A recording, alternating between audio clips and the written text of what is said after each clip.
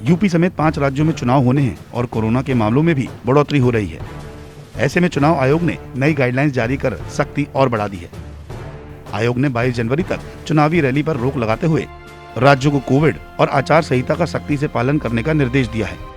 हालांकि कुछ शर्तों के साथ चुनाव आयोग ने राजनीतिक दलों को थोड़ी ढील भी दी है। आयोग ने राजनीतिक दलों को इंडोर मीटिंग के लिए ज्यादा से ज्यादा 300 लोग बुलाने की और 50% कैपेसिटी तक की छूट दी है। हालांकि इसमें भी राज्य आपदा प्रबंधन के नियम का ध्यान रखना होगा। बड़ी रैलियों पर आयोग ने 15 जनवरी तक पहले ही रोक लगा दी थी, जिसे बढ़ाकर अब 22 जनवरी तक कर दिया गया है। वहीं बीते दिन चुनाव की तैयारियों को लेकर मुख्य चुनाव आयुक्त सुशील चंद्र ने केंद्रीय स्वास्थ्य मंत्री के साथ यूपी समेत 5 राज्यों के चीफ सेक्रेटरी और हेल्थ सेक्रेटरी के साथ वर्चुअल मीटिंग की। इस वर्चुअल मीटिंग में आगामी चुनाव वाले सभी राज्य के मुख्य निर्वाचन अधिकारी भी शामिल हुए।